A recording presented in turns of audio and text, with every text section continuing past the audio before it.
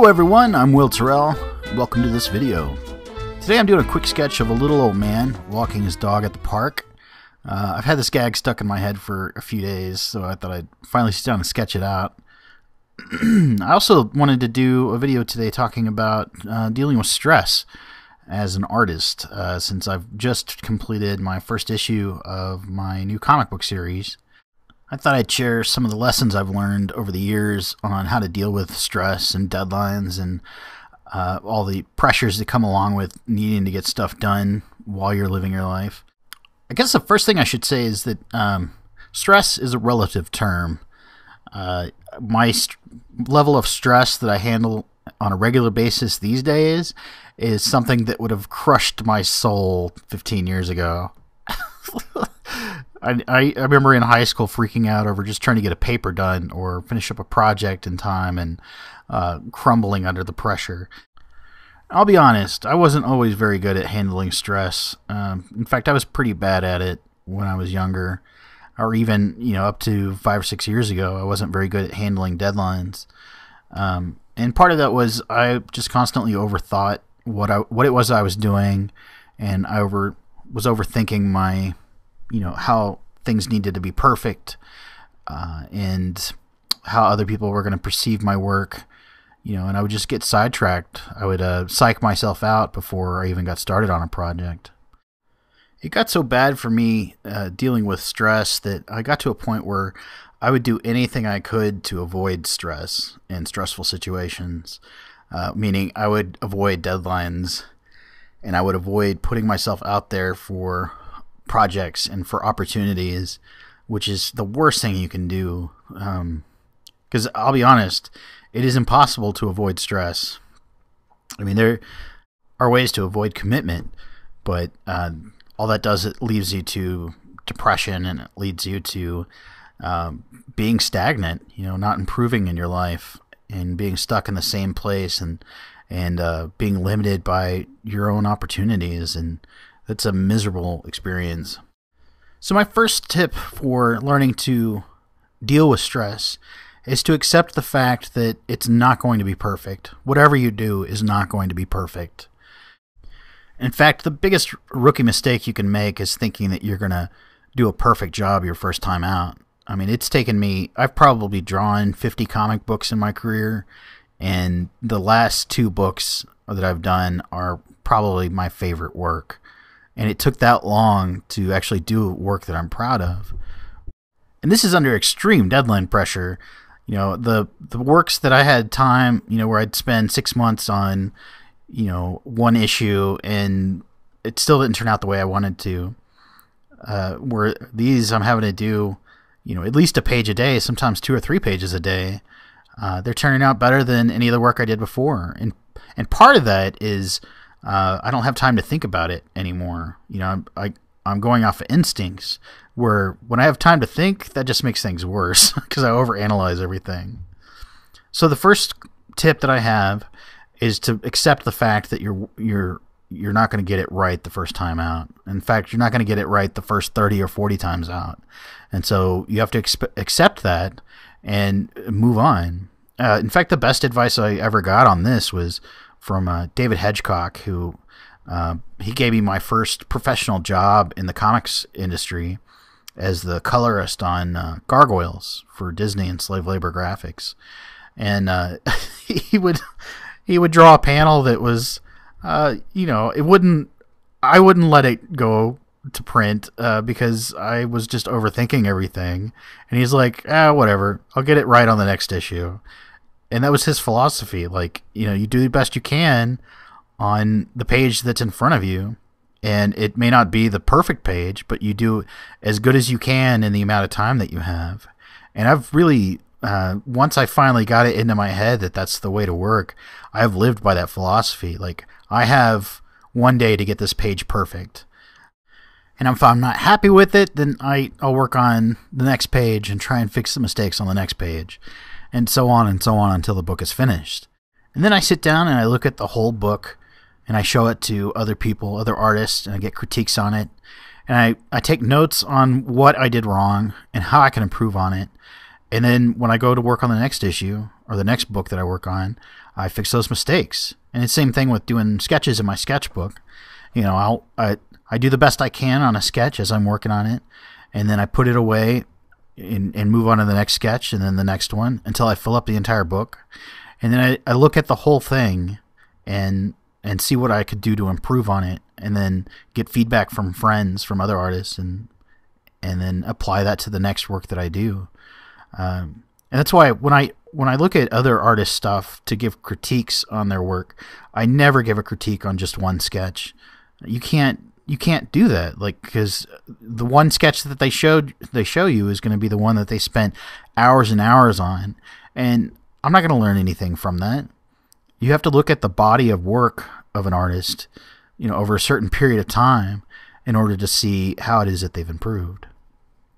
I also think that's the mistake that a lot of artists make, is they look at the finished work of people that they admire, and they don't look at all the dozens and dozens of terrible drawings in their sketchbook that they did in order to get to that finished sketch. You shouldn't compare your messy, unfinished work to somebody else's finished work, you know, because they're only showing their best. You're not seeing all the steps that it took them to get there. So my next tip for dealing with stress and deadlines is, well, it's kind of complicated, but basically is to know where you're going. I think that a lot of people think that this deadline or this thing that's right in front of them is so big and scary that it intimidates them, and it keeps them from even attempting it, or the fear of failure that if you don't do this right, that, you know, it's going to screw you up for the rest of your life, or you know, all kinds of crazy thoughts like that. The thing is, you have to have a clear vision of who you want to be, you know, 5 or 10 years from now, or 20 years from now. And the reason for that is you have to know where you're going. I mean, think about if you were wanting to go to Chicago or to California, you know, you would look on a map and you figure out what route you need to take to get there, and how long it'll take you to get there, and all the things that'll come up along the way. And knowing exactly where you want to be, you know, 15 or 20 years from now. In my case, I want to be a great storyteller. And there are lots of ways to get to that path. One is by telling stories with comic books. One is by being a storyboard artist. One is by writing scripts. You know, one is by just telling stories in everyday life. And having a clear vision of who I'm going to be down the road allows me to not only get through stressful situations and realize I can do my best on this, and if it's not perfect, it's okay, because it's building towards this long-term goal. And I can make mistakes, and that too is okay, because I'll get it right the next time around. And also, knowing where you're going to go, where you want to go down the road, allows you to say no to certain opportunities. Stuff that seems like a really good, perfect opportunity for somebody may not help you get to where you want to be down the road. And so it's okay to say no to those opportunities, which a lot of stress comes from saying yes to things that you don't feel comfortable doing, or that are things that you feel like you shouldn't be doing. And knowing exactly where it is that you need to go, like if somebody says, hey, can you drop me off in New York City on your way to California, you can say no, because that's like on the other side of the country. It doesn't help me get me to where I want to be. You know, it's that kind of scenario. So if you want to be, you know, a storyboard artist, you wouldn't start taking work as a sculpturist. You get the idea. So basically, having a clear vision of who you want to be and who you're becoming, I can't emphasize this enough, how important that is. Like, it helps you get through so many situations where before it seemed like there was a big boulder in your way. All of a sudden it seems like a little tiny pebble, because you're like, nope, you know, I'm on my way to something very, very big, and this is nothing. I can deal with this like no problem whatsoever. It also helps you handle all the little details of learning how to draw, you know, and doing bad drawings. All of a sudden it doesn't matter, because you are becoming this other person, you know, 15 or 20 years from now, and that person knows how to draw all these things that you're frustrated with now, but that person doesn't exist until you learn how to do it. You right now are that person's success story. Like, you may feel like you've got a lot to learn right now, and it's true, But that person 15, 20 years from now is going to look back on you and say, man, I'm so glad that that I sat down and did the hard work and I made those sacrifices, because I would not be here now. You are that success story. Today is that success story. And having that mindset allows you to deal with stress so much better, because it's so rare in our life to have those magical moments, those magical opportunities to do the impossible thing. Like, that's what's gotten me through so many of my deadlines in the last few years, where I'll be on a project that nobody thinks I can get done on time, and other artists have failed. They haven't been able to live up to those expectations, and somehow I make it happen. Having that mindset makes deadlines into a joyful thing instead of a stressful, painful experience. It becomes something that you are proud of and you are excited about. And your clients come to appreciate that, the people that hire you. And by appreciating that, they pay you more. And that leads to more clients. That leads to more projects and more opportunities. In the beginning of this video, I talked about stress and how it's sort of a relative thing. And it's very, very true. Like, I couldn't even imagine handling the type of stress I handle now when I was younger. I just didn't have the skills at all to deal with it.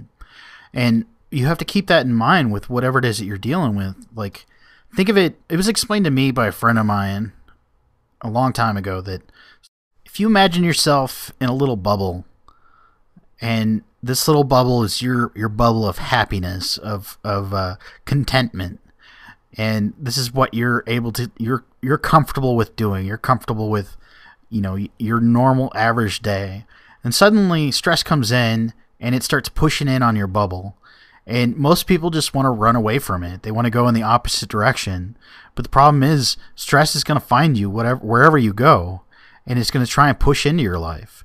And the truth is, it's a good thing, because when you turn and you face stress and you face your deadlines and you face these things that you're afraid of, all of a sudden that bubble expands. Like, you're able to handle that piece of stress that was trying to force its way into you. And now all of a sudden your bubble is bigger because you've taken on this little tiny other bubble. And this happens over and over until your bubble is so big that you were able to handle things that you couldn't even imagine doing when you first started.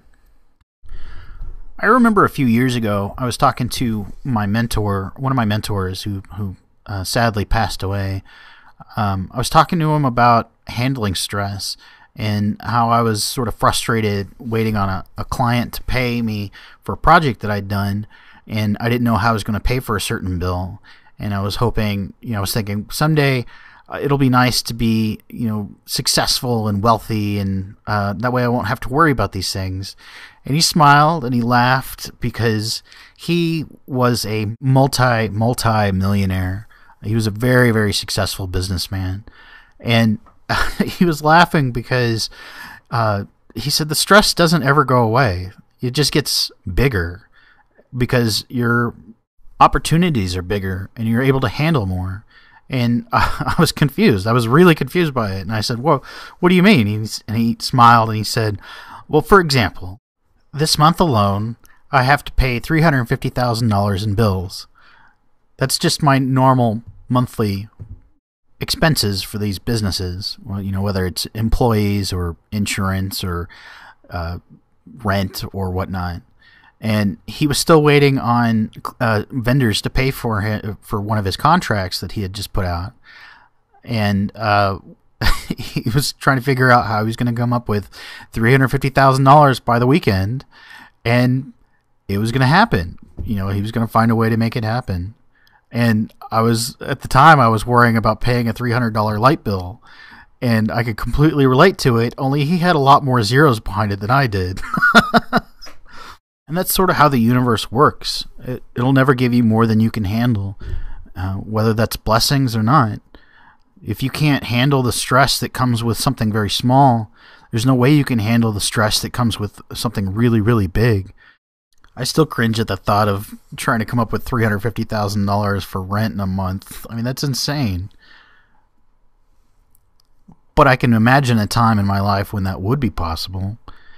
So between now and that time, I've got to develop the skills in order to deal with that kind of stress and in order to deal with that kind of opportunity while still enjoying the process. Alright, so those are my thoughts on dealing with stress as an artist, or just as a person in general. I hope it was helpful. And you can tell from the sketch, the gag of the sketch is this poor little old man's been mistaking the doggy doo-doo box for the mailbox at the local dog park. Poor old guy. I just thought that was a cute idea. I wasn't too happy with this drawing, but what are you going to do? I mostly just wanted to get the idea out of my head, and I might redo it as a digital painting down the road. Anyways, I hope this video was helpful. I'm sorry it was so long. I think it's, 17 minutes, something like that. Just keep in mind, when you've got something that's stressing you out, you don't have to freak out over it. You have a choice over how you deal with the situation. Like, you can choose to not get stressed out. Just stay calm and keep yourself out of overwhelm. And if you do get overwhelmed, just walk away for a little bit, take a breath, remind yourself that in the long run, all that matters is just getting this done with the best you can with the time you have, but turn it in and move on to the next project. Don't overthink things. Anyways, thank you for watching. I hope you got something out of this. Please share and like the video if you enjoyed it. And thank you for watching. Keep smiling.